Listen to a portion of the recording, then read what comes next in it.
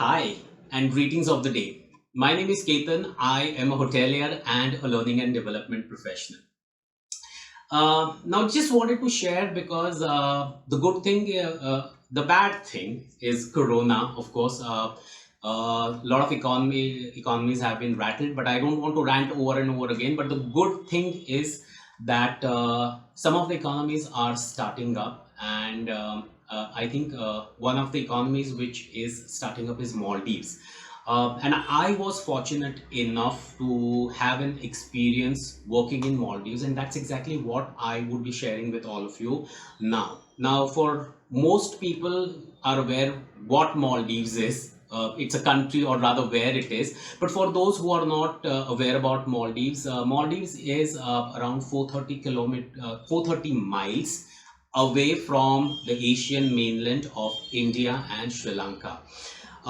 It is an island nation. It consists of around 26 atolls, which is basically an atoll is a cluster of island or a cluster of coral reef, with its capital city being Male, which is in turn is served by Velana International Airport. Now, what is Maldives famous for, and what is Maldives known as? Maldives is known for its humongous, marine life. It's because it's an island nation. It is known for its coral reef. It is known for its blue ocean, its powder white beaches, clean air, turquoise lagoons. Maldives is famous for swimming, for water sports or water activities like swimming, snorkeling, scuba diving, water skiing, windsurfing, kiteboarding, you name it, and everything is over there. And in order to serve to all these activities, you have a lot of resorts per se, and therein hospitality comes in. And yes, tourism forms a crucial part. It forms the backbone of the nation of Maldives. Now, my point is not about discussing the various resorts or the various hotels there in Maldives, but the idea of this chat that I'm having with you is about sharing my experiences. And like I said earlier, the economies of Maldives is opening up post Corona times, and some of you may be lucky enough to get an opportunity to work in Maldives. Some of you would have already worked in Maldives or a similar location, so you have a fair enough knowledge about how life would be over there. But for those who have never worked in a remote location, I think this video will definitely provide an insight about how life would be to a person going and working into Maldives. What I would be sharing my experience, the experience which I had, and rightfully some of the experience which I have never have had in my entire life before. To that extent, some experience were absolutely first time for me. So let's continue. Now, as we move on, let me first share with you what are the various challenges. I mean, not really challenges, but the changes that you have that you would face in your lifestyle, and that you would be required to adapt to. So I think challenge in itself sounds very negative. So let's say what are the changes that you might have to face. So I think first and the foremost thing is, for me, I was quite lucky because after I went, I mean, that was in 2012. After I went for my initial round of interviews, I was invited for a face-to-face interview, and in that interview, the resort for which I was being considered, that was a new resort. It was not an year old, but the resort took a decision. They made me stay one night when I went to Maldives for the very first time, to their sister property, which was very old and which is very close to Male. And that is when I got a real taste of life of a hotelier working in Maldives, because when I walked around the resort in circumference, and it was not a brisk walk, it was definitely not a leisurely walk, it was just at a regular pace. I completed my walk in circumference of the resort in around 20 minutes flat. So definitely would give you an insight about how big the space would be. uh, Diving directly into the crew members life, everything, the crew members life is like a nucleus over there. It's centered in the center of the resort, which is again an island. And then everything spreads out. So then you have certain guest facilities, you have the food and beverage facilities, you have the water sports, and obviously you have the guest rooms, which are water facing, and overwater bungalows as well. But essentially, when you're talking about a crew member, a hotelier, your accommodation is right in the center, and that's your space. So obviously some of you might feel that the space is quite confined. uh, from the maximum length of your contract, you would be restricted on your island. Now, it's not that you don't get to step out of the island, you do get to step out of the island, but it's not like what we are used to here, that where we are staying. Like for me, I'm staying in Mumbai. Whether it is a metropolitan city or not, if I would have been in the hinterlands of India, that's a different thing. But you do have a leeway, you have your own vehicle, or even if you don't have your own vehicle, you do have the possibility of hiring an Uber or a Grab, or just taking a public transportation and go wherever you want. But in Maldives, you have a lot of restrictions, because the only other place that you can go is a local island. And in order to go to a local island, you have to take a ferry. And the ferry is not a taxi, it is definitely not a water taxi. So when the morning shift crew members who are not dwelling on the island, but they go back to their home on the local island, you go with them by around 7 o'clock. And it's not like you can come back immediately. You have to wait for the return ferry, which comes back when they collect the night shift team members, and they come only by around 10:30 or 11. So once when you go to a local island, you are kind of restricted over there. Now, what would you do on the local island? Probably you go for a haircut, because that's where the salon or the barber shop is located. And probably you can go to a restaurant, nothing fancy, very simple, very rustic. And you do have a crew mart or a crew shop where you can shop stuff that you want. But if you want something more additional, you can go to a shop on the local island. Or for a simple reason, if you want to have a change of scenery, a change of perspective, you go to a local island. But you need to remember, you have to give around 3 to 3.5 hours of your time. Now, for some of you who are very much interested into party, who are very much into social life, into socializing, and for whom weekends are all about catching up with friends, going to a lounge, having good drink, that may not happen over here, because Maldives, being an Islamic republic, consumption of alcohol or local islands is prohibited completely. It's not that you as a crew member would not get to consume alcohol, you can, but then you can do so depending on the policies and procedures of the resort, of your employer. You have to take certain approvals, and then of course you can go to the guest area and you can enjoy a drink. Now again, I mentioned you have a restaurant, but like I said, nothing fancy. It's pretty much rustic.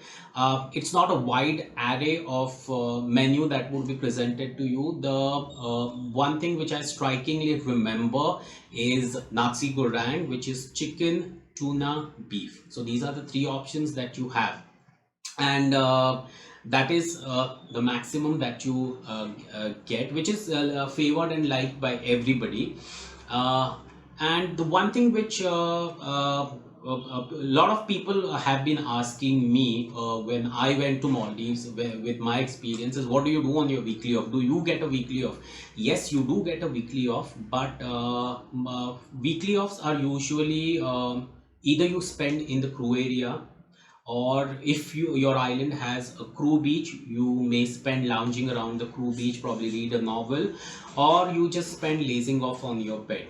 All right, so these are the three options that is how you spend your weekly off, apart from catching up with your family and friends on your WhatsApp call and your various video chats or social media. But having said that, is Maldives all boring and is it that nothing is happening? It is nothing like that. Now, like I said, when I opened this conversation, when I opened this chat, is you get never before experienced experiences, quite a lot of experience which are absolutely first time. The one thing which you get, which you don't get into this kind of environment, into a city life, is you are up close with nature. You get to see nature in all its hues. For me, and I think, like I said, you do start taking things for granted when you are staying in a city. I remember one instance when I was walking on the beach, that was around 9 or 10 in the evening, and suddenly I realized that when I was walking, my shadow was cast on the sand on the beach, and I started looking around. And I remember there was no light or halogen light or any of the light source. And I just looked around, and then I just looked up in the sky, and that's when I realized is that the shadow was cast by moonlight, because it was a full moon night.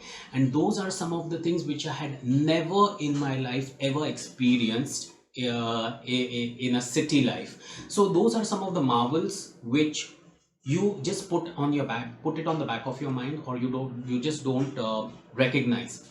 So that is one thing which you can experience. One instance I can give is, again, I was out in the open.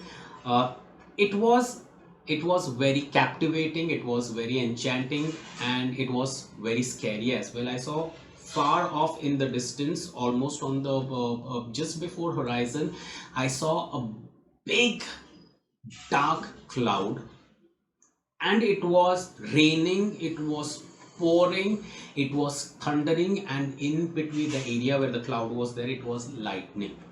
But when the cloud ended, it was bright sunshine, and you could see the cloud moving by, the rain falling down, the thunder and lightning, and everywhere else, including the place where I was standing, it was bright sunshine. So you see, or get to see all these marvels of nature. Another thing is you get to ride on boats. Yes, you do get to ride on boats. You get to ride on speed boats. In a city, you have probably cats and dogs as pets. You even, some of us even have fishes in a fish tank. But there, you have the aquatic or the marine life for company. You have, when you are walking by the beach, you have manta rays, you have baby sharks.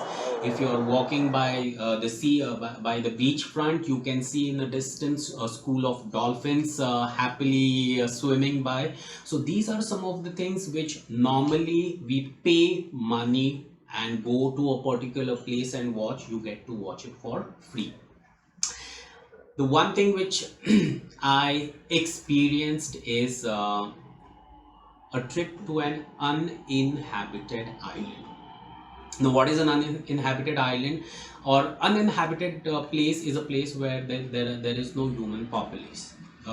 So even in my city in Mumbai, I have to probably drive around outside the city for around hundreds of kilometers, and even then I wouldn't be able to find an uninhabited place. But yes, there you have uninhabited islands, you have sandbars. So as a learning and development manager, I did make it a point to take my crew over there. There you got to fish. Yes, you can actually get to fish. We had the fresh catch, we made the makeshift fires, we just cooked the fish, and that in itself is an adventure. And like I said, my resort was one of the newest resorts, so it was way away from Maldives. So it was like, for me, having taken an international trip, I get down at Malé, and I had to get in a seaplane. Now, this seaplane was an amphibious seaplane with propellers. Now, this is a plane which doesn't fly very high like a regular airliner would do, but it's not so very low. But you get a totally different perspective about the beauty of, again, it's not Maldives, because we are in Maldives. Yes, it is Maldives, but you get to see the natural beauty. You get to see a perspective of our nature. from a different angle, and that is something which you would not get otherwise. Turquoise water, snorkeling, you do get to snorkel, you do get to scuba dive, and all in the biggest swimming pool in the world. So these are some of the experience that you get up close, upfront to nature. You get some of the biggest freshest seafood, you get very close to be with nature. And I think apart from personal side, professionally, if I have to comment, I think Maldives is a place which, from where I have seen quite a lot of exotic ingredients, which otherwise I have never seen on menu in any city, or even into a luxury hotel of a city. So that is what you get to know. So professionally also, there is a lot to learn, where you have premium play sorry, premium paying high profile guest. uh, Having said all that, I think there is a lot which you also learn from people. And for me, having Maldives as my very first experience, international experience, I got an opportunity to work with people from 30 plus nationalities, and they're in 30 plus cultures. And it's not just about getting to work with people, you forge friendship, you forge bonds with these people, and those relations last for a lifetime.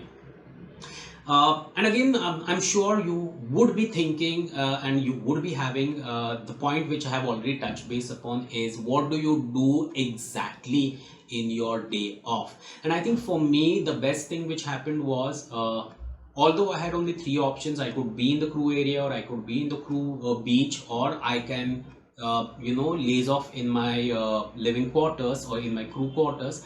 But I think the one thing which I got during that time in my day off was, I got to experience a lot of me time, which in a city we simply do not get. And I think that kind of, it's kind of a self healing, I would say, where you're working also, but at the same time life is not so very hectic. You do get time to breathe, you do get time to experience your breath, and everything is unadulterated, unpolluted, and fresh. Well, that's all what that's all I had to share about my experience in Maldives. And I'm sure for all those who are looking to make a career in Maldives, it will definitely show you a way towards your rightful decision. That's all from me. This is your friend Ketan signing off. Until next time, have a pleasant day. Bye bye.